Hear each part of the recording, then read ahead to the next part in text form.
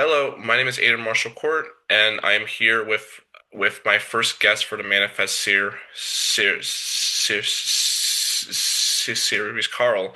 For this Manifest series, we will be bringing on different guests who are Black men who stutters, who discuss a lot about their own personal journeys and experiences with stuttering on any topic that they would like to discuss. It can be on backgrounds of themselves, personal experiences, or moments they have with stuttering and trying to just bring some more accessibility to the world and allowing us to highlight and illuminate these voices for the world to hear. Hey, Carl, how are you?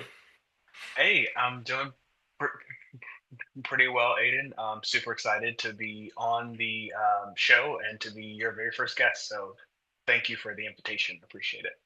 Of course, there isn't anyone else who I could think of to help me kick this off.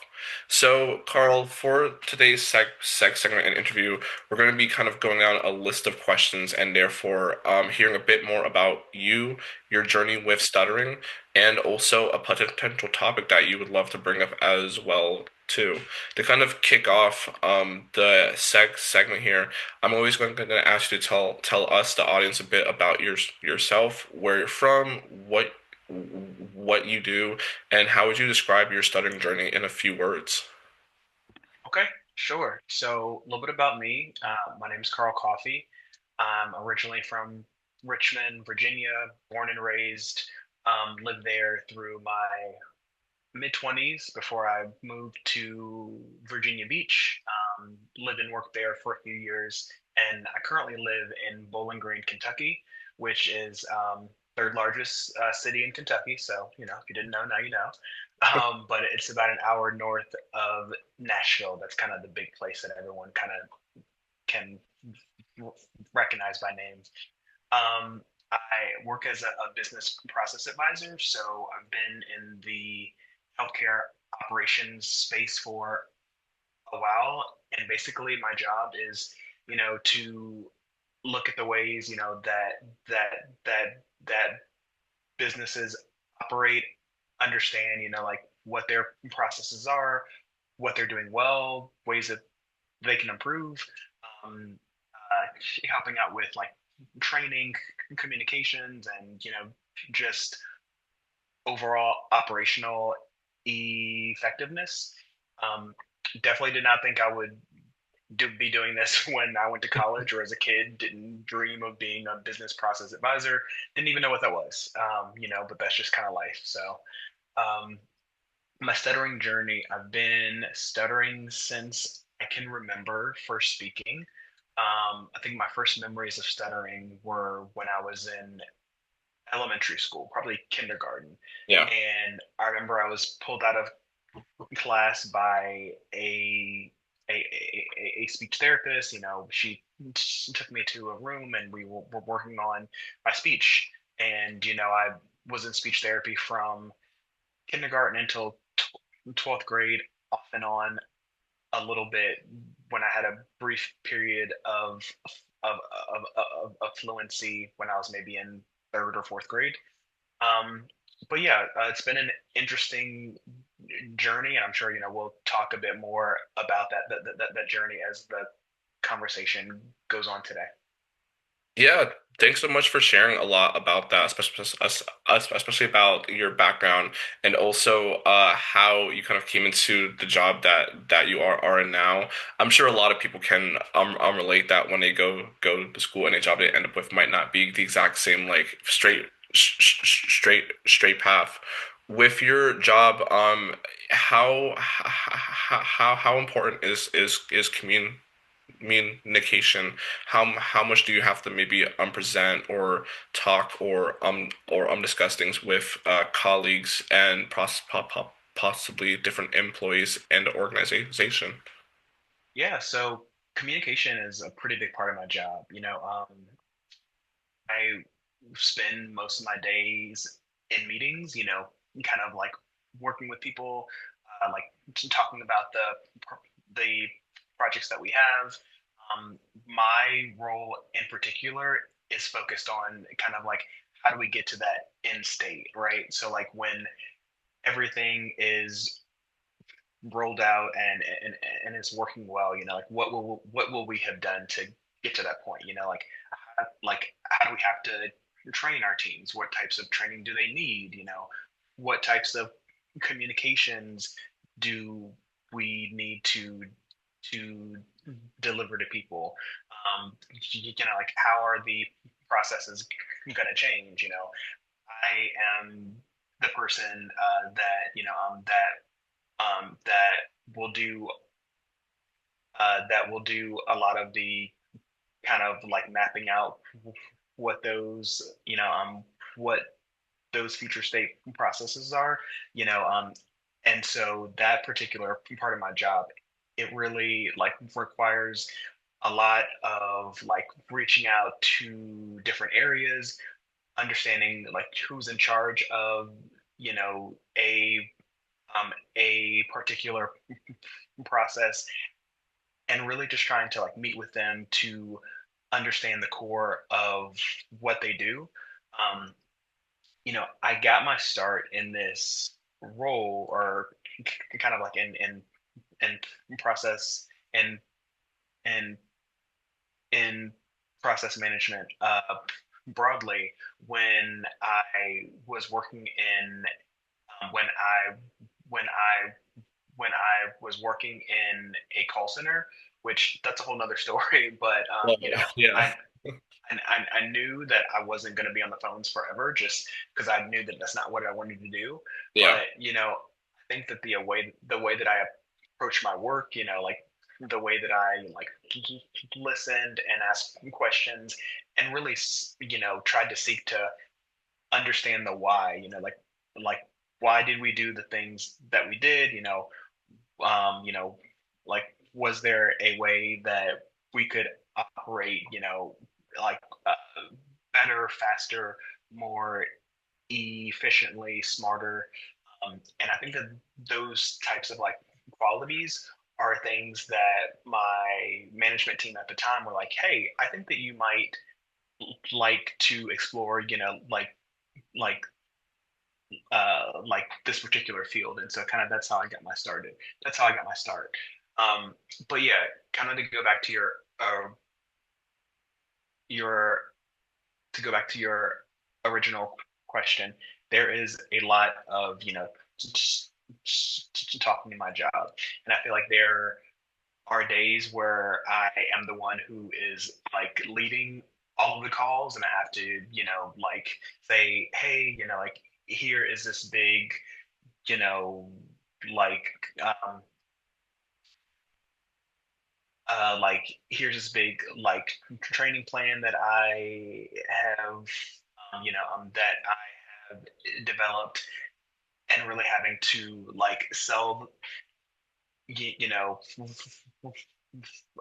really having to like sell that to people, and kind of like get people on board and really like behind the approach. And then there's days where I am just like working behind the scenes, and I am like creating like process flows, and I really am trying to like get a lot of the actual like work done. So I would say that it really like I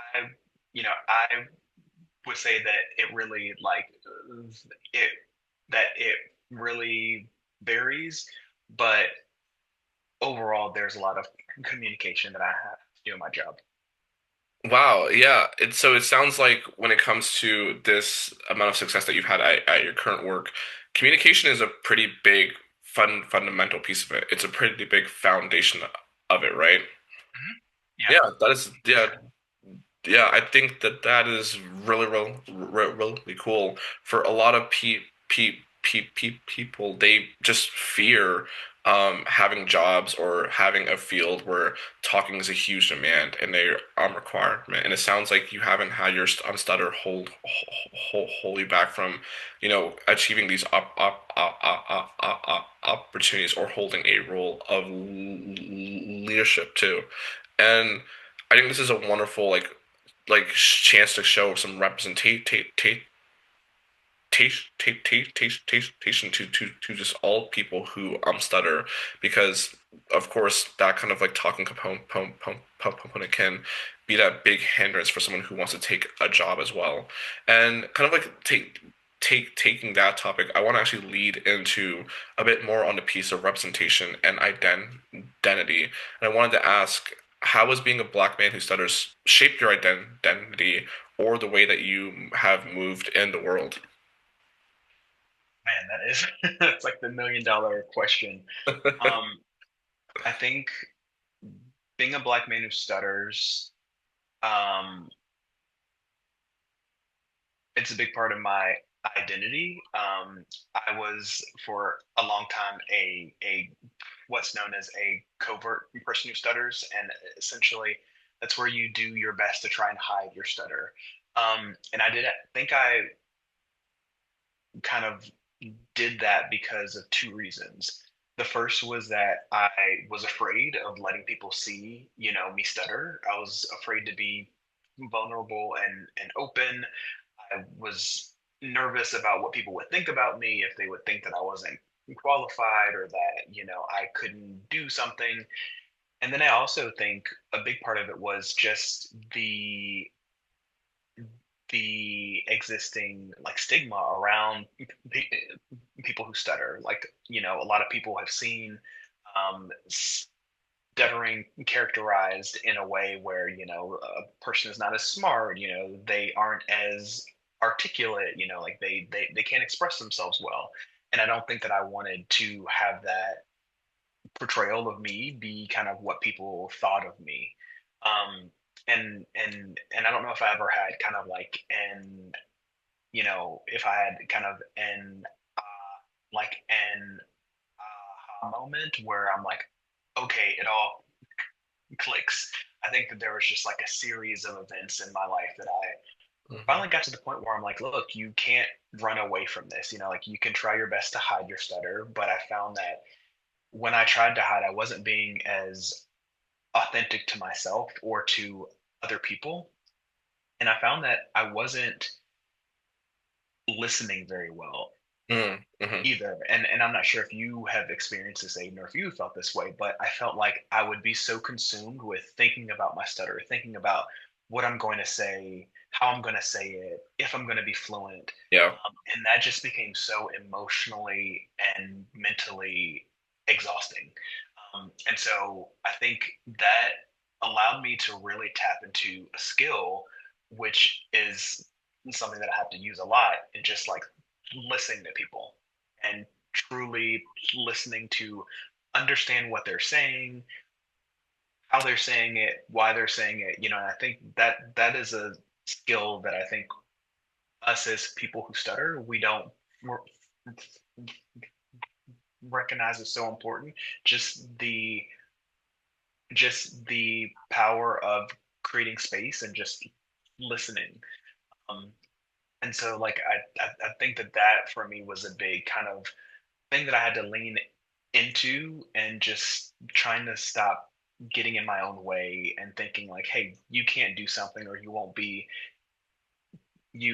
be successful at this thing because you stutter. I think that that was my approach uh for a long time, and I knew that if I kept thinking that way, it was going to be more of a self fulfilling prophecy.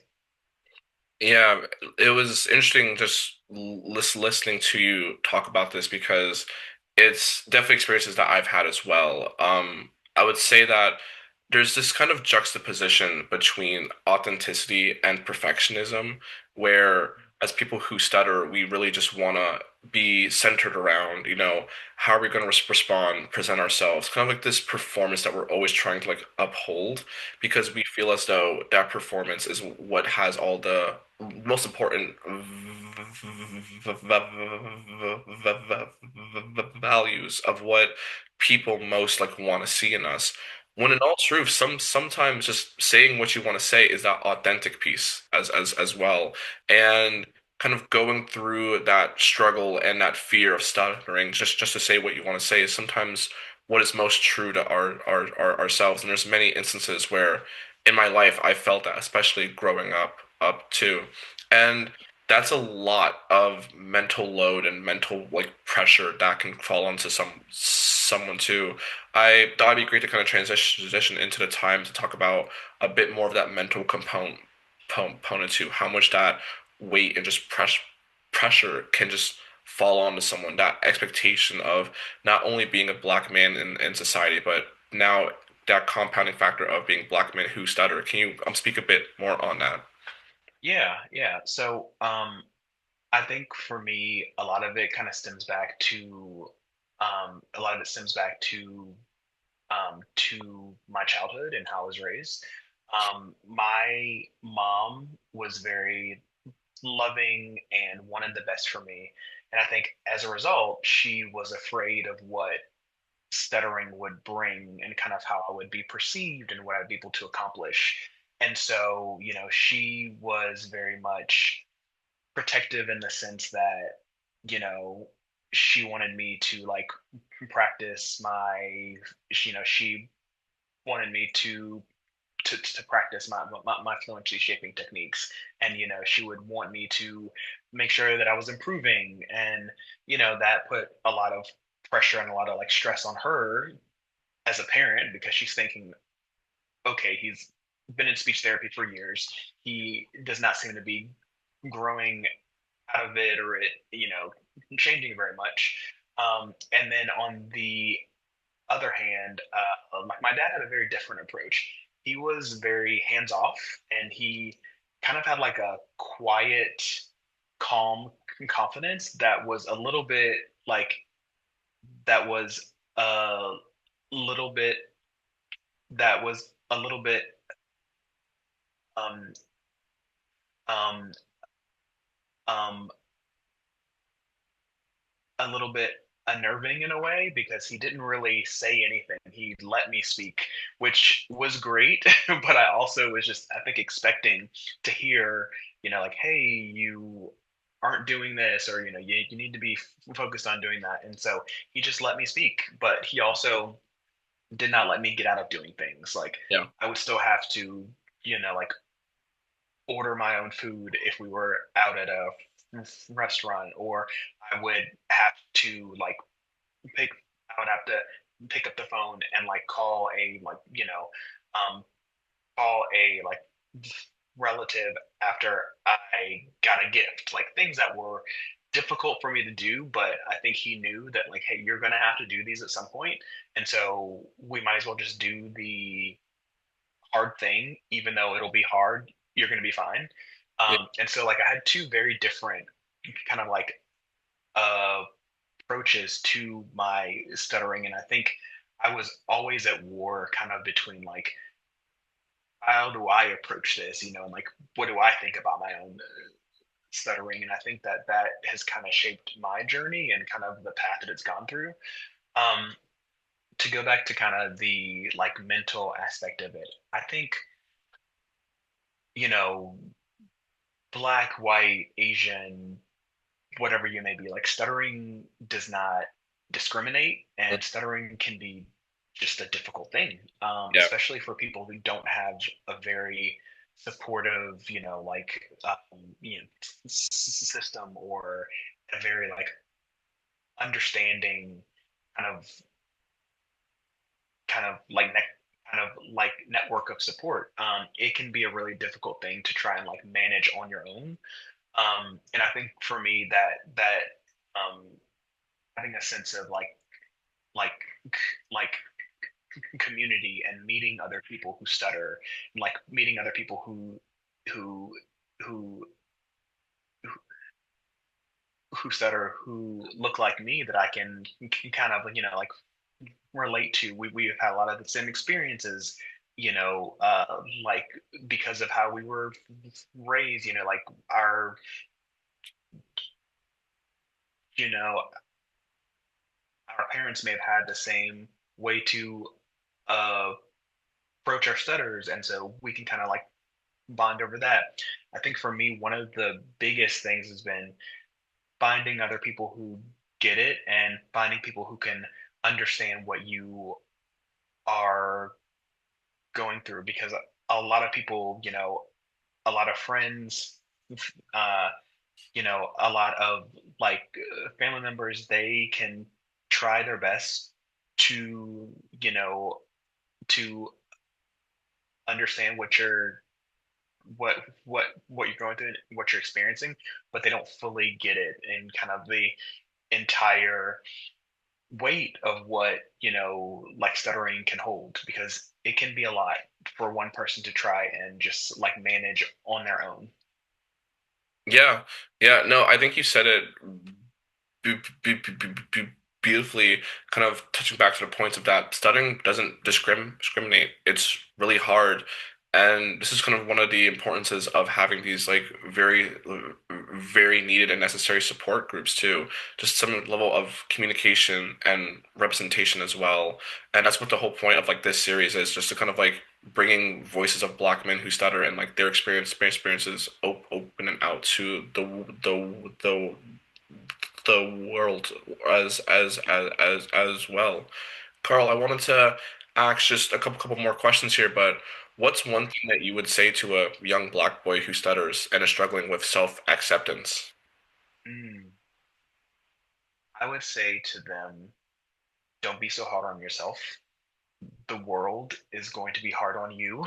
So you don't need to be your biggest critic. Um, I would also say that stuttering to you is always going to be, it's always going to be the biggest deal to you. No one is going to judge you harsher than you judge yourself. And so I would encourage them to practice self love. Um, and one of the things that I think for me I had to come to terms with was I couldn't let one interaction or one instance define my entire day. And I'll give you an example of what I mean by that. Like say if I was in a like meeting and I was just like really, really disfluent at a difficult time, and it was a 30-minute meeting. That 30-minute meeting might have been a struggle, because I felt like I couldn't breathe and I just, had a lot going on and I felt this pressure. That meeting might have been at 8:30 in the morning.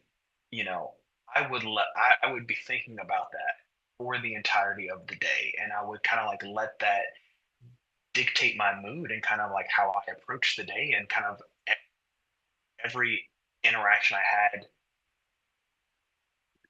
for like for the rest of that day. And I realized that that wasn't fair to myself. I'm a person who stutters. I'm going to stutter.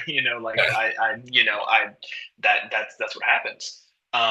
And I think I got to the point where I would let a difficult 10 minutes dictate a week, because I had this one really hard moment. Yeah. And I just think I had to be more kind to myself. And I would say that that probably is the biggest thing I would share to them, is just like be kind to yourself. It's okay to feel stressed out and to feel frustrated and upset. Like that is perfectly understandable. But then it also is perfectly okay to have a friend or a group of friends that you just say, yo, can we just like chat? Can I just like, talk things out with you? This was really hard. And I think, for men and, and for Black men, especially, it can be hard for us to be, like vulnerable and open at times. And I think that, for me, that's been the most important thing, is really finding a sense of like community with people who get it, and with people who look like me, and I feel like they can truly relate to the experiences that I have had. Wow. Thank you so much for saying all that. I think all that is really important to hear and listen to and understand, and just hearing it from a black man as well. I'm sure, and I hope if any black boy that watches this it just really takes those words in deep because it's important that knowing your stutter does not have to define you, your week, that moment. It doesn't have to take over everything, as there's so much more to them. Last question I wanted to ask here, Carl. Once again, thank you so much for your time. This has been absolutely wonderful. Of Um, course. Last question I actually want to ask you is what is next on your journey, personally, professionally, in the starting community? Do you have anything that you want to share that you're excited about? Yeah, I think for me, maybe it's professional, maybe it's personal, but I want to get into into more content creation. Not quite sure what that looks like in terms of like topics or how it's structured, but it's been something that I've done a little bit previously, but I want to get more comfortable being in front of the camera, like talking. I think for me, even though, I've stuttered my entire life and I've gotten to a point where I'm like, I stutter. I know that some days that stutter is going to be more intense and more prominent than others. I still want to um, get more comfortable hearing my own voice. And I think I think for almost everyone, like stutter or not, it's hard to hear yourself because you're like, do I really sound like that? Like I thought my voice had a lot more bass in it, or at least that's how I feel, and so I think for me, I want to get more comfortable just like speaking about my experiences, but also just understanding that a lot of what I experience or things that other people experience, like the human experience in general, and I don't want to get too like meta or anything like that, but I just think that there's so much that we all go through, and I just think that the more we can talk about it, the more we can be open about it. It'll allow us to relate better to one another, and I just hope will prompt us to just understand, like respect and accept each other more. So I think I want to get more comfortable being in front of the camera, but also get more comfortable with building in like with building in public and kind of like building out of the open because I've for a long time like felt like if I do something I want it to just be good, and I have a hard time like Yeah. I really feel like I have a hard time like failing forward, and so I think for me, I'm just like, look, you're not going to be great at the beginning, like that's a part of the journey, but you still need to do something in order to be great. So yeah, I know that is a like very tall order, but I'm excited about it. Man, that just hit personally to me because this whole series is literally just me starting that too as well. Yeah. That journey will all have to hear my voice. One of the biggest things that I'm afraid of doing, actually.